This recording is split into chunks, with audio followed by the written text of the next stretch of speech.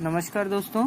आज मैं आप सभी लोगों के सामने लेकर आया हूँ मोबाइल पर कुछ बातें जो कि आप लोगों के लिए बहुत ही ज़्यादा इम्पोर्टेंट हैं, क्योंकि मैं देखता रहता हूँ आज हमारे घर के आसपास, हमारे आस पड़ोस के मोहल्ले में, हमारे आसपास के क्षेत्र में जहाँ जाते हैं वहाँ पबजी के दीवाने मिल जाते हैं। तो दोस्तों, मुझे ये नहीं समझ में आता है कि मोबाइल इनकी लत बन गया है या पबजी। हम थोड़ी थोड़ी देर में नोटिफिकेशन खोल के देखते हैं, हम थोड़ी थोड़ी देर में मोबाइल खोल के देखते हैं कि कहीं फेसबुक पर किसी की फ्रेंड रिक्वेस्ट तो नहीं आई। हम देखते हैं मेरी फ़ोटो को कितने लोगों ने इंस्टाग्राम पर लाइक किया, और तमाम इसी टाइप के झंझट। कई बार हम व्हाट्सएप खोलकर रात के 12 बजे देखते हैं कि यार कितने लोगों ने मेरा स्टेटस देखा। तो आप खुद से पूछें एक बार कि क्या ये जो हम मोबाइल उपयोग में लाते हैं, हमारी जो एक्टिविटी है, हमारा जो काम है, क्या इससे हमें कोई फ़ायदा हो रहा है? दोस्तों, फ़ायदे तो ठीक हैं। आज हम इसे फ़ायदे से जोड़ें तो फ़ायदे तो बहुत सारे हैं टेक्नोलॉजी के, और होते भी हैं, क्योंकि इस दुनिया में अगर कोई चीज़ ईजाद की गई है तो उसका फ़ायदा बहुत सारा है, तभी उसे ईजाद किया गया और तभी लोगों ने इसे एक्सेप्ट किया है।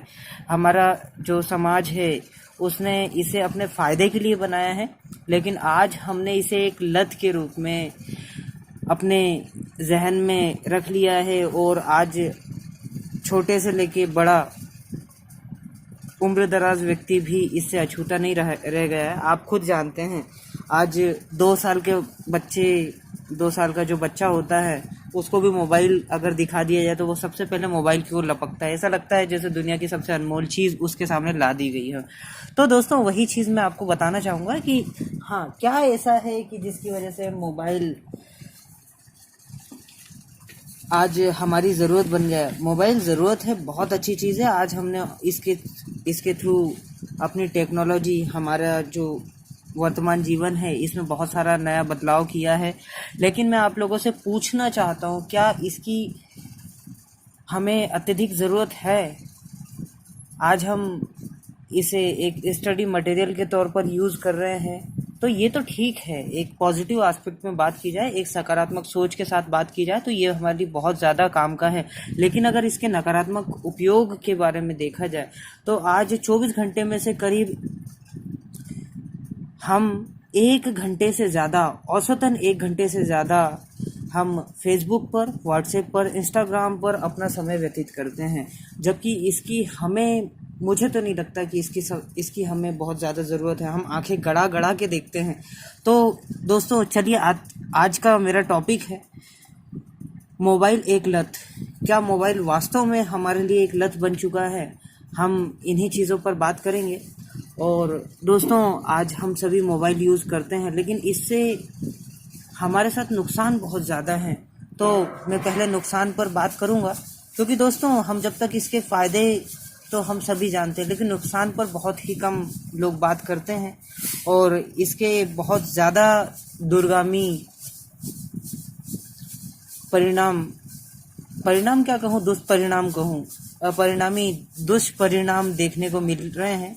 तो चलिए आगे बढ़ते हैं। इस मोबाइल एक लत, जो मेरा टॉपिक है, उसी को आगे बढ़ाता हूँ। दोस्तों, हम देखते हैं कि हमारे आसपास हर एक व्यक्ति आजकल कान में हेडफोन लगाकर घूमता रहता है। क्या ज़रूरत है हमें बार बार हेडफोन लगाकर दिन भर सुनने की?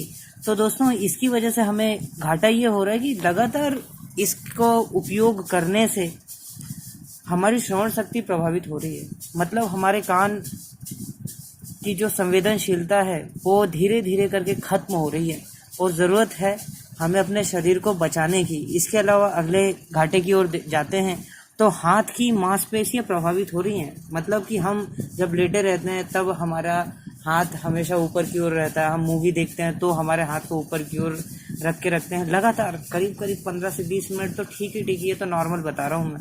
करीब 2-2, 3-3 घंटे तक हम अपना हाथ ऊपर की ओर रख के रखते हैं, और उसको ऐसा लगता है जैसे दुनिया का सबसे अनमोल खजाना हमारे हाथ में है। इसके अलावा हम बच्चों की बात करें तो बच्चों की मांसपेशियां बहुत ज़्यादा नाजुक होती हैं। आपको जानने में अच्छा लगेगा कि बच्चे जो होते हैं इनकी मांसपेशियां, इनका जो शरीर है बहुत ही ज़्यादा नाजुक होता है। अगर हम इनके हाथ में लगातार मोबाइल थमाते हैं तो इनमें चिड़चिड़ापन की शिकायत देखने में आती है। आप देखते होंगे बच्चे मोबाइल के लिए ज़िद करने लगते हैं और ये ज़िद एक टाइम बाद उनकी आदत बन जाती है और ये उनके शरीर पर, उनके मानसिक स्तर पर एक नकारात्मक प्रभाव डालती है। तो दोस्तों संभल जाइए अपने बच्चों को, जो कि कम से कम 5 साल के हैं, तो 5 साल से नीचे के जो बच्चे हैं उन्हें तो मोबाइल से बहुत दूर रखें तो बहुत अच्छा होगा और कम से कम उनके हाथ में मोबाइल दें, क्योंकि ये छोटा सा ज़रूर है लेकिन बहुत ज़्यादा नकारात्मक प्रभाव इसके देखने को मिले हैं। रात में हम कई बार मोबाइल देखते देखते हमें इतना शौक होता है, हम सोचते हैं कि जैसे टॉकीज हमें बनाना हो घर पर या हमें सिनेमा घर बनाना हो तो हम पूरी लाइट बंद कर देते हैं। पर क्या आपने सोचा है, हम जब लाइट बंद कर देते हैं और मोबाइल को देखने लगते हैं तो हमारी आँखों पर उसका पूरा प्रकाश जाता है, जिसकी वजह से हमारे रेटिना पर भी इसका नकारात्मक प्रभाव देखने को मिलता है। और कई बार तो हम 12-12 बजे तक टीवी तो कम, आज हम छोटी टीवी लेकर आए हैं, मतलब मोबाइल उर्फ टीवी।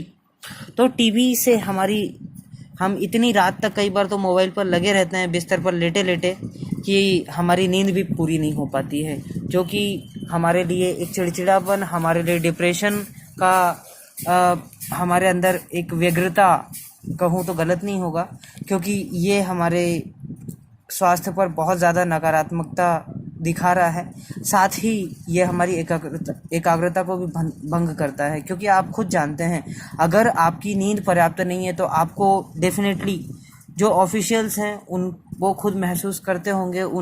वो जब काम करने जाते हैं तो कई बार बोलते हैं, अरे यार मैं रात में मूवी देखने लगा था, इस वजह से मेरी नींद पूरी नहीं हो पाई, जिसकी वजह से आज मैं सही ढंग से काम भी नहीं कर पा रहा हूँ। इसके अलावा इसकी वजह से हमारा बॉडी क्लॉक, हमारे शरीर में एक बॉडी क्लॉक होता है। आपने देखा होगा हमारी जो माएँ हैं वो रोज़ सुबह 5 बजे अपने आप बिना किसी अलार्म के उठ जाया करती थी, लेकिन आज इसी मोबाइल की वजह से हमारे बॉडी क्लॉक पर भी एक असर पड़ा है, क्योंकि जब हमारी नींद पूरी नहीं होगी तो हम मेंटली थके हुए रहेंगे, मानसिक रूप से थके हुए रहेंगे। और जो व्यक्ति मानसिक रूप से थका हुआ है, मानसिक रूप से स्वस्थ नहीं है, उसे तकलीफ तो होनी है। दोस्तों कुछ तथ्यों के साथ मैं आपको बताऊंगा। यूनिवर्सिटी ऑफ कैलिफोर्निया ने अपने जर्नल्स में कुछ बातें बताई हैं जिन्हें बड़े ध्यान से सुनिए। वाइब्रेशन मोड पर, मतलब जो लोग अपने मोबाइल को कंपन या वाइब्रेशन पर छोड़ देते हैं उन लोगों में कैंसर का खतरा अधिक दिखाई दिया है। रिसर्च में ये मुद्दा सामने आया है। तो दोस्तों संभल जाइए, बहुत ज़्यादा नुकसान वाली चीज़ है। इसके अलावा ICMR, Indian council of medical research, और CSIR जो कि हमारे देश के प्रतिष्ठित संस्थान हैं, इन्होंने भी अपनी रिसर्च में बहुत सारी बातें बताई हैं, जिसमें से मैं कुछ बातें आपको साझा करना चाहूँगा। तो दोस्तों इसकी वजह से हमारी वीर्य क्षमता, जो कि दुनिया की सबसे अनमोल चीज़ मानी जाती है, क्योंकि अगर आपको अपनी प्रजनन क्षमता पर नकारात्मक प्रभाव नहीं डालना है तो सबसे पहले तो हमारी ये वीर्य क्षमता का मजबूत होना बहुत ज़रूरी है।